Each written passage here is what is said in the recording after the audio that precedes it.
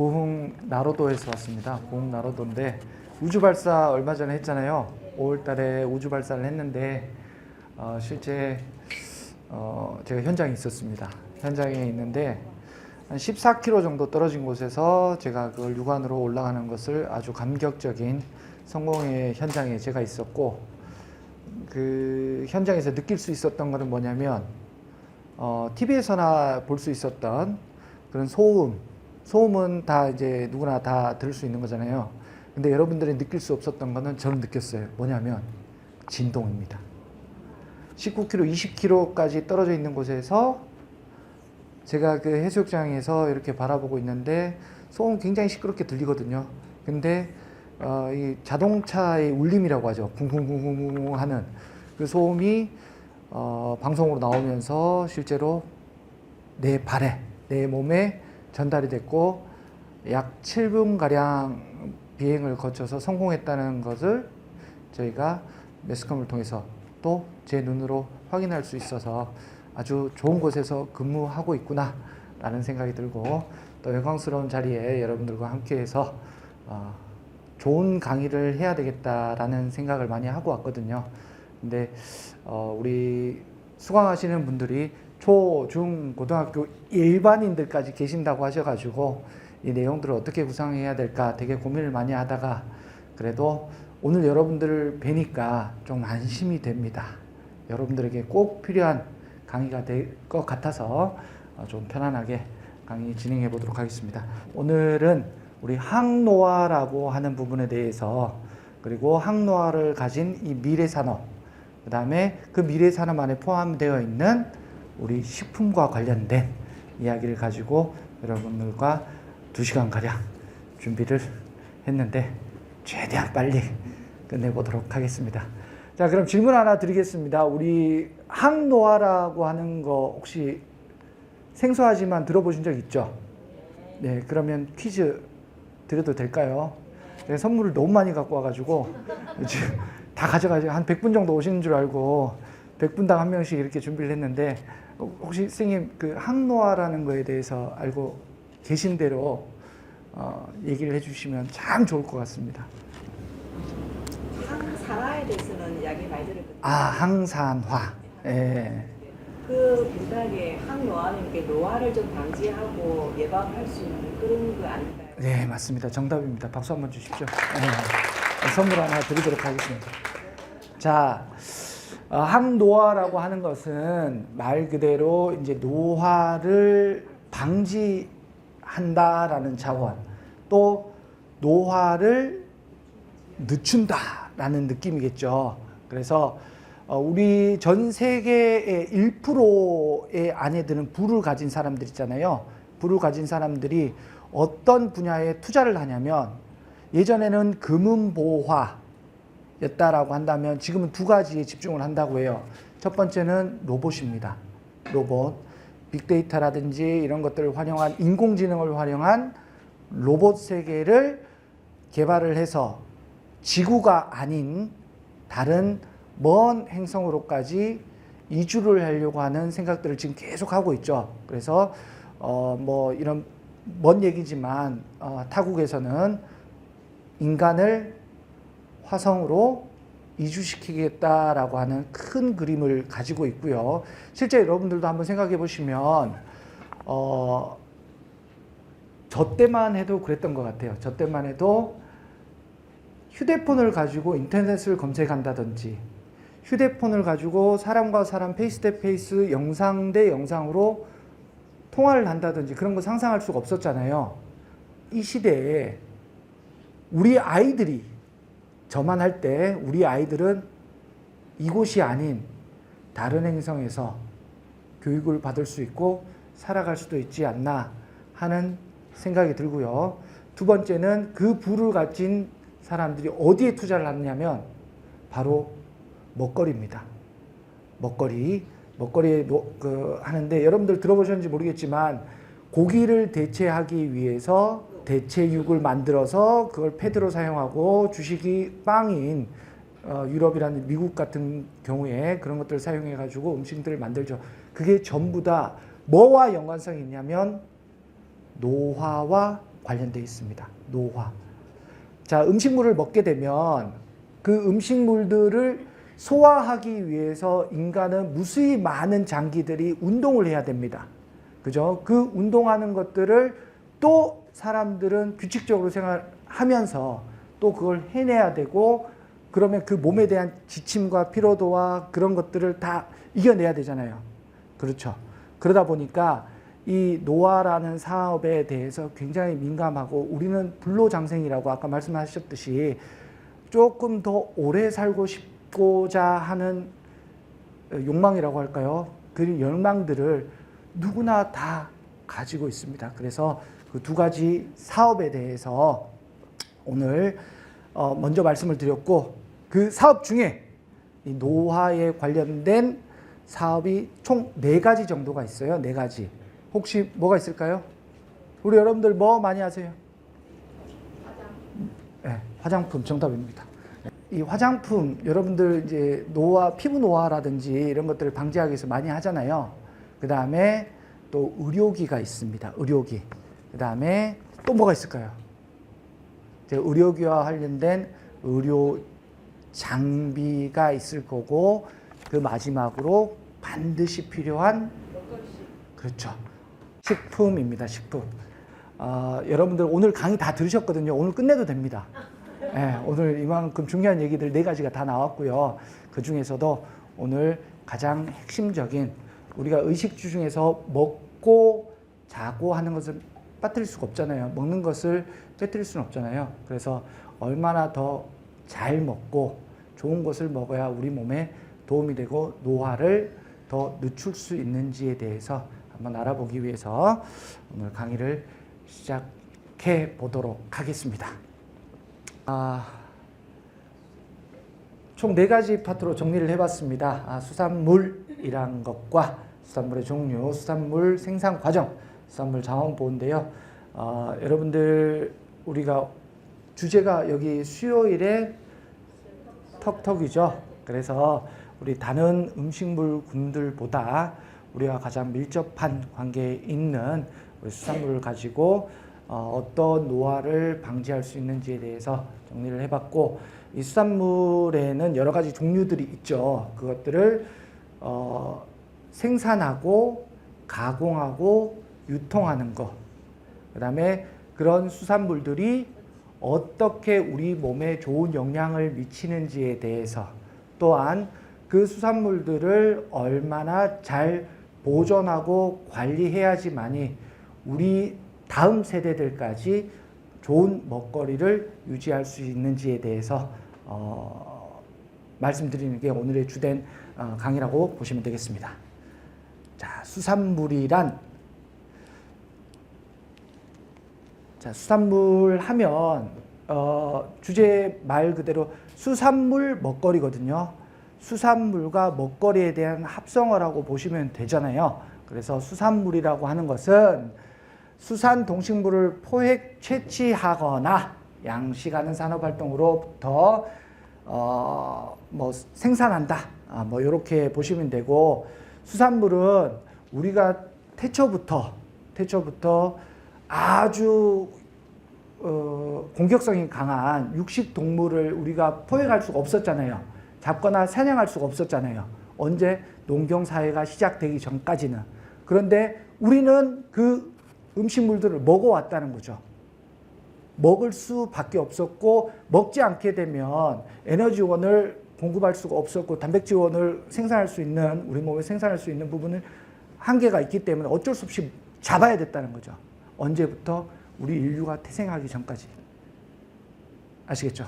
그래서 이런 음식물들은 아주 오래전부터 자이든 타이든 간에 어떻게 해서든 우리 인간에게 많은 단백질원을 제공하고 있었으나 굉장히 위험 부담이 크겠죠. 왜? 내가 먹으려고 하면 그 상대방은 방어를 하겠죠. 그러다 보면 서로 사투가 벌어지게 되고, 목숨을 건 결투를 끝에 승자가 그 사람을 먹어야 되잖아요. 굉장히 위험 부담이 크잖아요. 근데 우리 인간은 공룡들보다 작았고, 맘모스보다 작았고, 악어보다도, 익룡보다도 날지도 못했고, 수영하지도 헤엄치지도 못했다는 거예요. 그러면 그 다른 에너지원들을 어디서 가져왔어야 하냐라는 거죠. 그래서 오늘 이런 것들은 이 바다에서 공격을 하지 않고 채집을 통해서 주워서 먹는 것부터 시작하고 가둬서 먹는 것을 시작하고 길러서 먹는 것을 시작하는 것부터 우리 수산물이 발전해 왔다라는 것들을 좀 알아두셨으면 좋겠습니다. 자, 먹거리입니다. 우리 수산물의 먹거리니까요. 그럼 먹거리의 뜻은 뭘까요? 사전적으로 따져보니까 사람이 살아가기 위해 먹는 온갖 것이었습니다. 사람은 다 먹잖아요. 식용하지 말아야 되는 것도 몸에 좋다 하면 다 먹죠. 그래서 우리는 많은 것들을 먹고 있는데 그 온갖 것들을 전부 다 먹거리라고 하는구나 라는 것들을 알게 되었고, 자, 여기 보시게 되면 항로화 산업에서 가장 첫 번째로 중요하게 생각하는 부분이 바로 의료와 식품이라는 거, 의료, 과학, 식품 순으로 되어 있다라는 거. 여러분들 뭐 다 성장하셨고 지금 또 많은 직장들을 가지고 있지만 우리 영상으로 시청하고 있는 아이들에게 꼭 전달해주고 싶은 말은 이 먹거리라고 하는 산업은 영원히 죽지 않는 산업이고 엄청나게 많은 산업군을 파생할 수 있다는 것과 또한 이 수산이라고 하는 바다라고 하는 것은 아직까지도 인간에게 10%밖에 개방하지 않고 90%가 미지의 세계로 남아있다는 것이 엄청나게 좀 저희 쪽에 와닿는지 않을까 하는 생각이 들어요. 지금까지 하지 못했던 과학들, 그 다음에 AI와 과학 기술들이 발전하게 되면 장비들이 점점점 좋아지게 되고 우리가 눈으로 보지 못했던 심해와 저층까지도 내려가면서 더 많은 바다 세계를 숨쉬고 익히고 배울 수 있지 않겠나 하는 생각에서 먹거리와 이 수산, 해양이라고 하는 곳의 직업군은 엄청나게 많고 다양하다는 점을 반드시 관심을 가지고 조금 보셨으면 좋겠다라는 생각이 듭니다. 자, 우리들 몇 월에는 뭐 먹으면 좋은데 이런 말씀 많이 하죠. 예. 3월에는 뭐 먹어야 되는데 6월에는 수박 먹어야 되는데 그죠? 언제는 딸기를 먹어야 되는데 이런 것들을 많이 하는데요. 이것들을 다 조사한 표예요. 우리나라 사람들이 좋아하는 이 표들인데 이 표 중에서 가장 눈에 띄는 것들을 보면 이 많은 음식들 중에 우리나라 사람들은 수산물을 굉장히 좋아하고 많이 먹습니다. 여기서 퀴즈 하나 드리겠습니다. 전 세계적으로 수산물을 가장 많이 복용 혹은 식용하는 나라는 어디일까요? 일본. 자, 일본하고 아주 가깝습니다. 한 번 더 기회 드리겠습니다. 자, 잠시만요. 한 번 더 기회 드립니다. 한국, 우리나라입니다. 정답입니다. 상품 하나 드리겠습니다. 자, 일본이라고 많이 생각을 하세요. 일본, 중국이라고 많이 생각을 하시는데 그것을 이제 조금 제한적으로 봤기 때문에요. 여러분들이 이 수산물이라고 하는 것들, 수산물이라고 하면 유용하거나 채집하는 것들을 수산물이라고 생각을 하시는데 오늘 강의를 들으시게 되면 수산물에 대한 정의가 이렇게나 방대하구나라는 것들을 아시게 될 겁니다. 김 많이 드시죠? 수산물이라고 생각해 보신 적 있나요? 있으신 분도 계시고 없으신 분도 계시죠? 김도 수산물의 하나입니다. 수산물 중에 해조류과에 속하게 됩니다. 그래서 일본보다도 압도적으로 2배 정도 가량, 2배 가량의 수산물을 우리나라가 전 세계적으로 많이 먹고 있고 우리나라, 일본, 노르웨이 순으로 수산물을 많이 복용하고 있다라는 거 좀 참고를 해두시고 몇 월에 뭐 드셔야 되는지 나와 있으니까 꼭 챙겨 드시기 바랍니다. 자, 짠. 자, 그러면 수산물 먹거리들이 우리가 알고 있는 수산물 먹거리들이 이렇게 있어요. 우리가 지금 우리나라에서 먹고 있는 이런 것들이 이 정도다라는 걸 좀 참고를 해두시고, 한국인이 가장 좋아하는 수산물은 갈치, 고등어, 오징어, 새우, 전복, 그 다음에 오징어, 고등어, 김, 갈치, 새우, 광어가 있었어요. 근데 여기서 중복되는 거 보면은 이제 고등어가 반드시 들어가죠. 고등어 좋아하고요. 왜? 저렴하지만 그 효과는 너무나 극대적이다라고 조금 이따가 설명을 드릴 거예요. 그래서 고등어가 굉장히 많이 나오고 있고, 아이들 같은 경우는 특히나 새우를 많이 좋아하죠. 자, 여기에서 질문 하나 드리겠습니다. 두 가지의 표를 드렸는데요. 여기에서 전부 다 수산물입니다. 구분하실 수 있는 분, 분류를 하실 수 있는 분 계신가요? 네, 선생님. 갈치, 고등어, 오징어, 어류, 새우, 갑각류, 새우, 전복, 어패류. 전복, 어패류, 오징어 두 종류. 다 나오셨어요. 너무 유식하게 말씀을 해주셨어요. 아이고, 이게 머리 달렸다 해서 두 종류라고 하고 어류라고도 써주시고 아주 전문적인 용어를 많이 쓰셨는데, 이제 오늘 수업을 듣고 강의를 듣고 나면 이것들을 어떤 식으로 분류를 해야 된다는 생각이 바뀌시게 될 겁니다. 그러면 한번 배워보겠습니다. 수산물의 종류는 어떻게 구분이 되나? 자, 아까 말씀하셨듯이 해조류가 있고요. 그 다음에 어류 있고요. 그 다음에 아까 말씀하신 조개류는 뼈가 없다라고 해서 연체동물이라고 하고요. 그 오징어 같은 두 종류라고 말씀하시는 두 종류, 무종류 뭐 이런 점점점 많은 종군, 강 이런 것들로 분류를 하거든요. 그런 것까지 여러분들 안 하셔도 됩니다. 오징어는 맛있다. 이거 정도만 생각하면 되고, 오징어는 몇 월에 먹어야 더 맛있다. 이것만 생각하시면 되잖아요. 그래서 이 정도는 연체동물 뼈가 없으니까 연체동물이구나 라는 것 정도만 아시면 좋을 것 같고요. 자, 하나 아까 개, 그 등에 이제 갑각류라고 하셨는데, 이런 놈들을 기어다닌다고 해서 절지동물이라고 하고요. 또 하나 포유류. 고래를 어떻게 먹어요? 고래 먹잖아요, 여러분들. 고래 고기 식용하시죠? 식용하고 계시잖아요. 그래서 인간은 음식으로 된 모든 것을 먹는 포식자다라는 거, 고래도 먹습니다. 그 다음에 파충류. 우리나라에서는 거북이 고기를 먹지 않지만 유럽에서는 굉장히 고가에 팔리는 미식 음식 중에 하나가 거북이 요리입니다.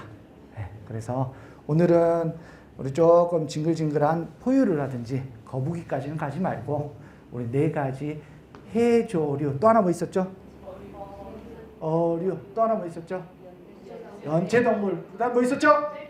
절지동물 네 가지만 하도록 하겠습니다. 해조류라고 하는 거는요, 뭐 이렇게 했는데, 자, 여기서 한번 보시면 우리 색깔이 달라요. 그죠? 이런 것들은 여러 가지의 색깔로 구분을 하고 있고, 그 색깔에 따라서 음식물들이 어떠한 좋은 부분들을 가지고 있구나라는 것들을 아시게 될 겁니다. 그 색깔의 변화는 햇빛을 많이 받냐 안 받냐에 따라서 조금씩 차이가 나는데, 지금은 그것도 의미가 없어졌죠. 왜냐하면 양식을 하기 때문에 그런 의미 자체가 없어지게 되고, 점점점 과학이 발달되면서 실내에서도 김이라든지 미역이라든지 이런 해조들을 양식하는 기술이 점점점 개발이 되고 있다라고 하고요. 또한 제가 지금 어디에서 왔다고 그랬죠? 공에서 왔는데요. 공을 지나다 보면 그 바다 한가운데 여러 가지 이제 바둑판처럼 돼 있는 데 되게 많아요. 그게 바로 김과 미역 양식을 하는 곳이거든요.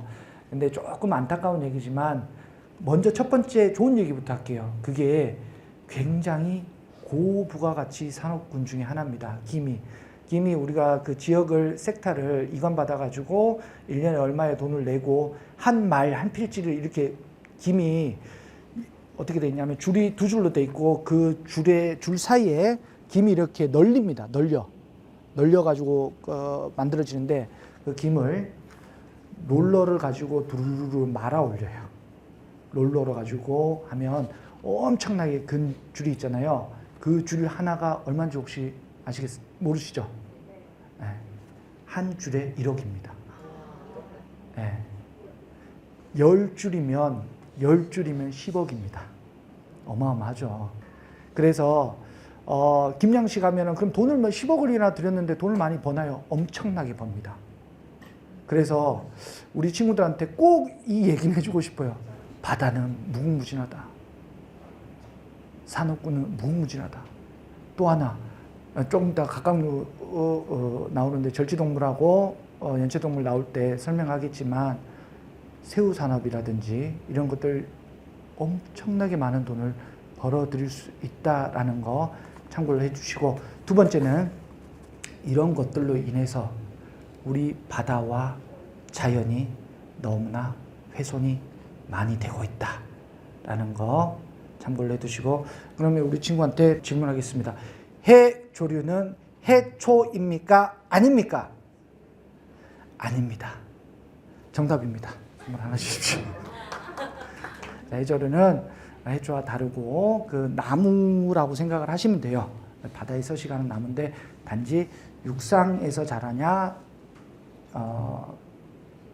바다에서 자라냐 그 정도 차이라고 보시면 돼요. 너무 어렵게 생각하지 마시고, 우리 육상에서 나는 나물들 먹어요, 안 먹어요? 많이 먹죠? 우리 마찬가지 바다에서 나는 음식들을 많이 먹는데, 오늘은 수산물에 관련된 내용을 하기 때문에 이런 수산물들이 얼마나 많은 효과를 가지고 있는지에 대해서 간단하게 알려드리도록 하고, 우리가 많이 만들어서 먹는 음식물들을 계략적으로 정리를 조금 해봤습니다. 우리 김으로 만든 조미김, 식탁에서 많이 먹고 있죠. 김이라든지 김자반 좋아합니다. 아주 맛있어요. 자, 김볶음, 김장아찌, 그 다음에 구운 김, 이런 것들 많이 드시고 있는데, 김에는 뭐가 많냐면 칼슘이 굉장히 많아요. 그래서 일본 사람들이 꼭 밥상에 올라와야 될 음식 중에 하나가 바로 김입니다. 김을 꼭 챙겨 먹고요. 두 번째는 뒷장에 나올 건데 톳 아시죠? 우리나라에 생산되는 톳의 거의 90% 이상이 전부 일본으로 수출되고 있습니다. 일본은 이 톳에는 엄청나게 많은 영양분도 있지만 바다의 산삼이라고 얘기를 합니다. 그래서 일본에서 캠페인이 벌어졌는데 톳을 먹자라고 하는 캠페인이 벌어질 정도로 식용으로서 굉장히 많이 쓰고 있고, 우리나라에서는 그게 잘 안 되죠. 왜? 식감이라든지 그런 조미하는 기술이라든지 이런 것들이 잘 발달이 안 돼 있어요. 왜 발달이 안 됐을까요? 사람들이 많이 찾지 않기 때문에. 그래서 많이 식용이 되지 않고 있는데 너무 안타깝습니다. 사실 저도 톳을 싫어합니다. 네.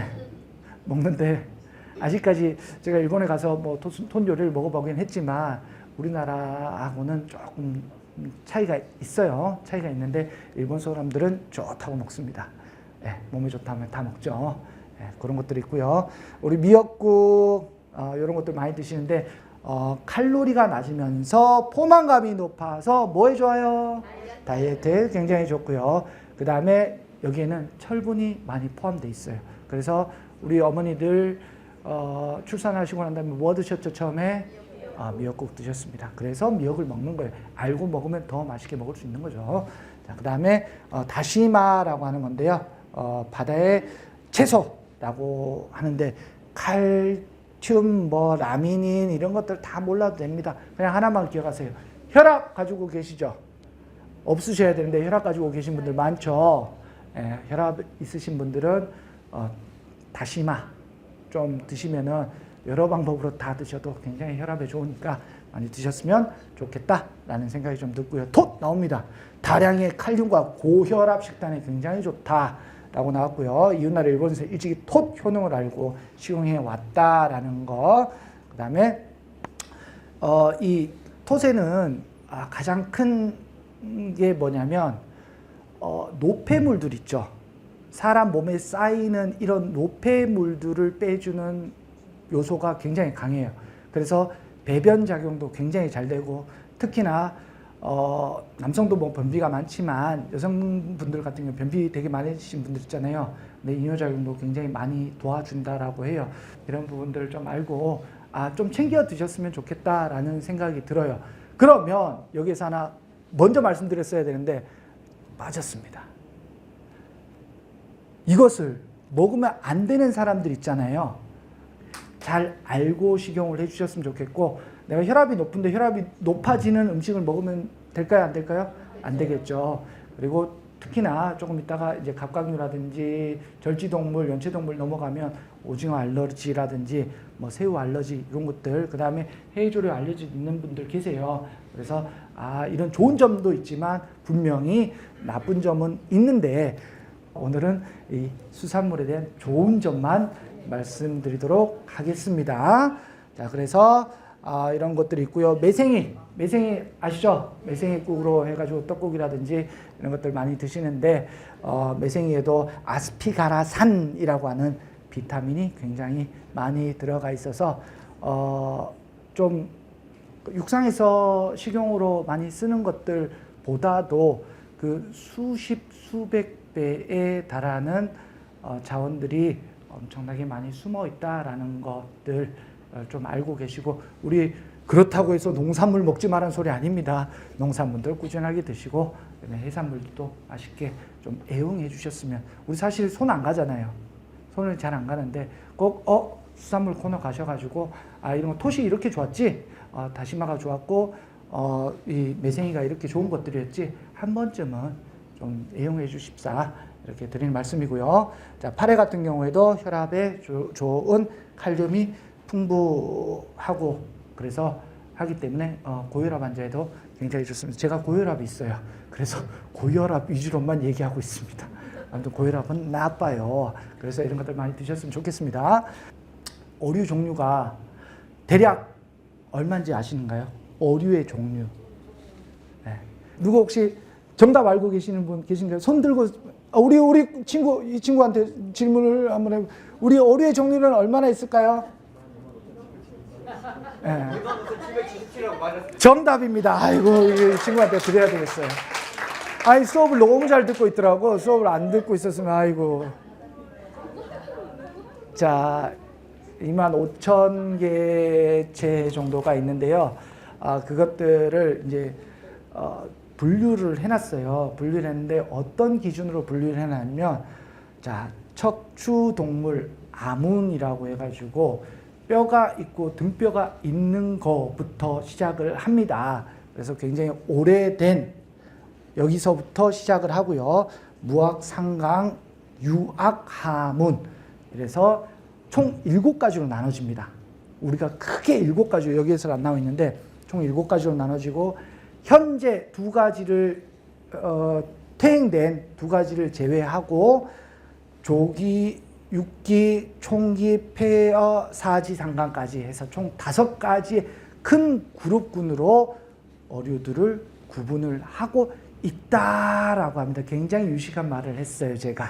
자, 이런 것들 좀 참고를 하시고, 여러분들 그런 거 아실 필요 있다, 없다? 없다. 여러분들은 뭐만 생각합니다? 고기는 맛있다입니다. 많이 드셨으면 좋겠습니다. 이런 어류들이 있는데 얘들은 살아 움직이잖아요. 살아서 여기서도 살고 저기서도 살고 여기서도 뛰고 하니까 대략적인 것들만 한 3가지 정도만 해놨는데, 생태와 감각과 생식입니다. 그러니까 잘 먹고 잘 자고, 어떻게 먹고 자고, 어떻게 먹고 자고 낳고, 인간과 똑같습니다. 인간과 똑같이 만들어져 있는데, 단지 눈은 잘 안 보인다. 눈은 잘 안 보이고, 단지 햇볕이 잘 드는 곳에 산다. 햇볕이 들지 않은 곳을 산다. 라는 것과, 비강, 코가 있어가지고 냄새를 맡는다. 그래서 상어들이 피냄새를 맡고 미친 듯이 쫓아온다. 라는 거. 그런 것들. 이제 뭔가 우리가 지금까지 봐왔던 어류들에 대해서 이제 매칭이 되나요? 네, 그렇습니다. 그래서 얘들도 마찬가지 가족을 이루고 산다. 그걸 바로 유식한 말로 어군이라고 한다. 어군. 그래서 참치가 한두 마리 모여 있다라고 한다면 반드시 그 참치 주변에는 수백 수천 마리의 참치가 모여 있다라고 하는 것. 그런 것들 다 인간과 다 똑같습니다. 우리도 사람도 혼자 산속에서 살 수가 없죠. 네, 마찬가지 어류들도 다 어군처럼 모여서 생활한다라는 것과 생식, 아이를 낳았잖아요. 아이 낳았으면 우리도 마찬가지 이 어머니들이 우리 자식들이 훌륭하게 성장할 때까지 기르고 키워주시잖아요. 마찬가지 모성애를 가지고 있어서 아이들이 자라날 때까지 보호합니다. 네, 많은 개체들이 그런 행동들을 하는 것을 연구 결과로 검증을 했고요. 그렇지 않은 종도 있지만 대부분의 80% 이상의 종이 모성애를 가지고 있더라라는 것 정도는 알고 계셨으면 좋겠습니다. 눈가가 벌써 촉촉해지셨습니다. 네. 자, 어류의 기원. 쉽게 설명하면 얘들 꼬리 없었어요. 꼬리 없었고 이제 좀 두 발로 기어 다녔어요. 기어 다니기 시작하다가 육상에서 좀 지내다가 비가 좀 내려요. 비가 좀 내리니까 이렇게 떠다니는 것만으로는 좀 안 될 것 같네. 그러니까 나 이거 좀 흔들었으면 좋겠어. 우리 수영할 때 어떻게 뭐로 움직이죠? 대퇴부로 하죠. 이렇게 발로 이렇게 찰랑찰랑하면 잘 안 가요. 이렇게 안 가는데 이게 대퇴부고 이 대퇴부를 갸우뚱 했더니 잘 나가네. 고기들도 마찬가지예요. 그러면 여기 뒤에 뭐가 좀 있었으면 좋겠는데 그게 점점점 시간이 지나면서 꼬리로 발전을 하게 되고 그랬더니 물속에서 둥둥 떠다니는데 굳이 손이 필요해? 안 필요해? 그럼 손을 없애버리고 지느러미로 바꿔보자. 그럼 점점점 변하게 되었다라는 것들이 굉장히 잘생겼죠. 네, 이렇게 생긴 고기가 있었습니다. 자, 그러면 고등어, 갈치, 조기, 삼치, 연어, 가자미, 꽁치가 있는데요. 얘들은 어떤 효과가 있는지 한번 보도록 하겠습니다. 고등어회, 조림, 찜, 구이. 자, 참고로 하나만 기억해 주시면 됩니다. 등 푸는 거 있죠? 등이 푸는 생선에는 뭐가 많이 들어있어요? 오메가3입니다. 정답. 오메가3 뭐에 좋아요? 많이 지금 다 복용하고 계시죠? 혈관 개선입니다. 혈관 개선이고요. 두 번째로 뭐가 좋아요?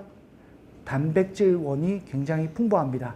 그래서 살은 많이 찌지 않는데요. 포만감은 극대화할 수 있어서 외국에서 이 찜으로 해서 굉장히 많이 먹고 있다라는 거 좀 참고를 하시고 아까도 서두에 말씀드렸다시피 그 영향력 대비 가격이 저렴합니다.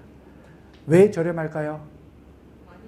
그렇죠. 개체가 다양하고 생산량이 굉장히 많습니다. 그래서 신은 우리에게 엄청나게 좋은 선물을 계속해서 내려주고 계시는구나. 이런 좋은 것들을 많이 먹어라. 라고 해서 이런 훌륭한 음식을, 고등어를 많이 주고 계시고요. 갈치 같은 경우에 굉장히 좋아합니다. 맛있어요. 근데 이거는 있잖아요. 아이들에게 좋습니다.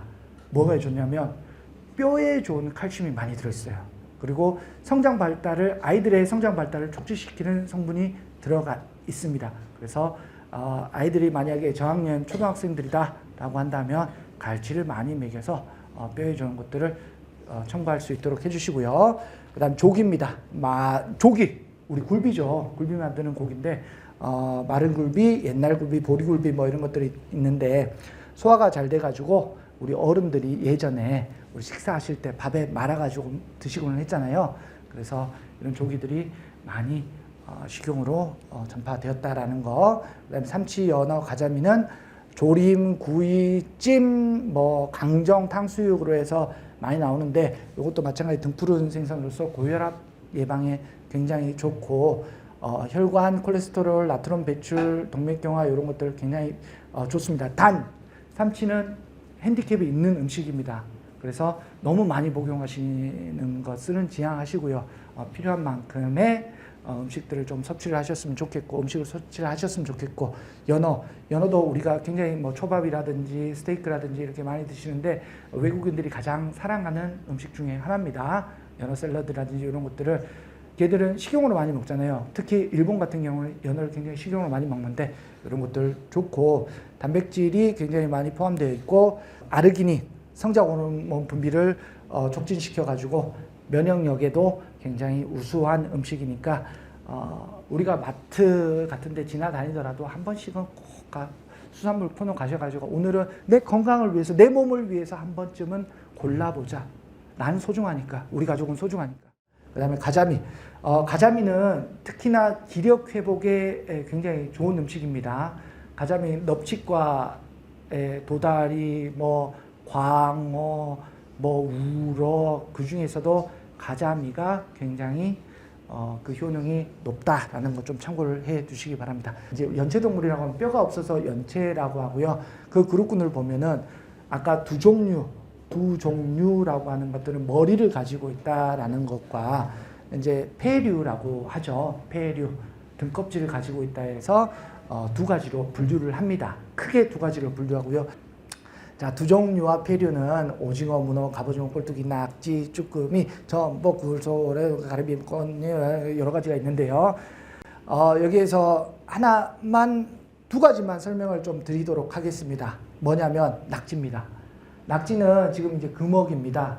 예전에만큼 그렇게 생산성이 높지가 않아요. 지금은 금어기입니다. 네, 금어기는 잡지가 않아요. 근데 왜 금어기의 기간을 길게 둘까요? 그만큼 개체가 줄어들었다. 왜 줄어들었을까요? 몸에 좋으니까. 몸에 좋으니까 다 잡아다가 올리는 거예요. 누구의? 신랑 밥상에다가. 자, 낙지는 바다의 산삼이라고 합니다. 바다의 산삼. 기력과 특히나 스태미너에 굉장히 큰 효과를 가지고 있습니다. 단 너무 자주 먹었을 경우에 납성분이 몸에 축적이 됩니다. 그래서 적당량을 드시는 게 좋다라는 거 좀 참고를 해 두시고요. 굉장히 맛있게 먹을 수 있는 낙지 볶음, 낙지 탕탕이, 낙지 뭐 이런 것들, 이 탕 이런 것들 있다라는 거 좀 참고를 해 두시고, 두 번째 전복하고 굴입니다. 전복하고 굴은 우리나라 사람들 좋아하는 사람인데 호불호가 갈리죠. 호불호가 갈리는데 한 요 정도 이탈리아 가면은 요 정도 조그만한 굴 하나가 한 알에 1만 원 정도예요. 10,000원 정도예요. 왜 그렇게 좋아할까요? 외국 사람들이 왜 그렇게 좋아할까요? 남성들에게 좋다고 하니까. 바다의 우유라고 합니다. 아무튼 이 굴이라고 하는 거는 몸에 굉장히 좋습니다. 좋기도 좋지만 이제 종류로는 석화도 있고요. 석화라고 하는 거는 바다의 돌에 붙어서 사는 거, 그거를 떼내 가지고 하는데 그것도 다 요즘은 양식이 가능합니다. 양식으로 개체를 일일이 붙여요. 그게 가장 큰 굴양식장이 어디 있는 줄 아세요? 사천에 있습니다. 사천에서 그 삼천포 이쪽에다가 그 개체꿀을 붙이러 다 다닙니다. 그래가지고 석화라는 거 종묘 있잖아요. 쬐끄란 것들을 바위에 그 섹터를 구입해가지고 개체를 다 붙여가지고 겨울쯤 되면 자연적으로 채취하는 거. 그 다음에 두 번째는 굴 양식이라고 해서 개체꿀이라고 하죠. 석화보다는 조금 작은데 씨알이 굉장히 알맹이가 큰 그런 것들이 많고요. 그것들을 유럽 사람들이 굉장히 좋아합니다. 넉넉한 거 있잖아요. 그래서 한 입으로 또 해가지고 레몬으로 쫙 짜가지고 팍 먹는 거 굉장히 좋아합니다. 여러 친구들도 한국 와가지고 깜짝 놀라고 간 그런, 이게 지금 얼마나치 굴을 막 줬더니 엄청나게 많이 먹고 갔다라는 거. 아무튼 다 몸에 좋은 음식들입니다. 자, 그래서 마지막 이제 절지동물인데요. 절지동물 개류, 새류, 가재류, 뭐 꽃게, 홍게 뭐 이런 것들이 있고, 새우류는 여러분들 많이 보시는 게 대하라든지 얼룩새우, 여러분들이 먹고 식용하고 계신 게 대하와 얼룩새우고요. 가재는 바닷가재, 민물가재인데 바닷가재는 랍스터. 이런 것들은 뭐 대게라든지 이런 것들은 찜으로 많이 사용하는데 키티키토산이라고 들어보셨죠? 키티키토산 이런 것들이 많이 들어가지고 철분이 칼슘이 많이 들어있어가지고 뼈에 많이 좋다라는 것들 좀 참고를 하시고 새우도 굉장히 우리 몸에 좋은 음식입니다. 새우도 굉장히 우리 몸에 좋은 음식입니다. 타우린이라든지 이런 것들 변비 예방 그 다음에 항암에도 굉장히 좋은 효과가 있다고 해서 새우죽을 많이 먹였다고 해요. 일본에서는. 가재류 같은 경우에는 콜레스테롤을 저하시키고 혈관을 개선해 준다. 너무 많이 드시면 안 되겠죠. 너무 많이 드시면 다 해롭다라는 것 좀 참고를 해 두시고 이런 많은 먹거리들이 이제는 구분을 하실 수가 있겠죠. 이것들을 머리가 있고 해서 두 종류 이거는 연체동물이었구나. 개들은 바닥으로 기어다니니까 절지동물류구나 라는 것들을 조금 이제 아셨으면 좋겠고 끝으로 이러한 자원들을 우리가 어떻게 보호해야 되는지에 대해서 이제 설명을 좀 드릴 텐데 그냥 딱 3가지만 기억하십시오. 3가지. 네, 3가지만 기억하시면 되는데 첫 번째가 뭐냐면 어행양을 준수를 해야 돼요. 보면 제가 이제 우리 고흥에 있다 보면 그 업한장이라는 데가 있어요. 업한장대 있는데 제가 있는 곳이 나로도잖아요. 우리 대한민국에서 지도상으로 최남단에 있습니다. 최남단에 있고 그 지도를 쭉 꺼보면 우리나라 땅이 걸리는 게 하나도 없어요. 마지막입니다. 그래서 땅끝 남쪽의 땅끝을 나로도라 그러고 우리 저기 해남을 땅쪽 마을이라고 하잖아요. 거기하고 똑같습니다. 그쪽으로 끝이고 우리는 남쪽으로는 끝입니다. 그래서 기후가 제주도하고 굉장히 비슷해요. 네, 제주도하고 비슷해가지고 겨울에도 춥지 않은데 이분들이 굉장히 애를 먹고 있어요. 어획량 준수해 주시고 잡아야 될 시기에 반드시 꼭 잡아주시라는 거. 그 다음에 치어 방류 사업에 꼭 동참해 보라는 거. 치어 한 마리 10원인 거 아세요? 치어 한 마리 10원밖에 안 해요. 10원. 치어 새끼 알 갓 부화한 거 있죠? 그게 가치가 10원인데요. 그게 100만 마리예요. 네, 그럼 값어치로 따지면 굉장히 비싸겠죠. 그래서 그런 모으기 운동을 하거든요. 그래서 100원이면 10마리 여러분들 바다에 보낼 수 있는 거예요. 그렇잖아요. 그런 사업들이라든지 캠페인, 이런 것들이 있었네. 그 선생님께서 이런 얘기를 하셨네. 이런 사업이구나. 그럼 100원만 내시면 돼요. 그럼 10마리 바다로 나갑니다. 이런 사업에도 한번 관심을 가지고 동참을 해주셨으면 좋겠다라는 생각이고, 자연보존 활동은 뭐 당연한 거고요. 그 끝으로 수산물자에 대한 인식들, 바다가 생존을 해야 우리도 건강하게 먹고 잘 살 수 있지 않나. 우리 미래의 건강을 내가 챙겨야 된다라는 생각으로 여러분들이 그렇게 우리 수산물과 우리 수산물에 대한 관심과 그 다음에 우리 수산물에 대한 보존에 대한 실천을 해 주시길 바란다는 말씀으로 오늘 강의를 마칠까 합니다. 오늘 강의 괜찮으셨습니까? 네. 그러면 이만 끝내도록 하겠습니다. 강사 방구름이었습니다. 감사합니다.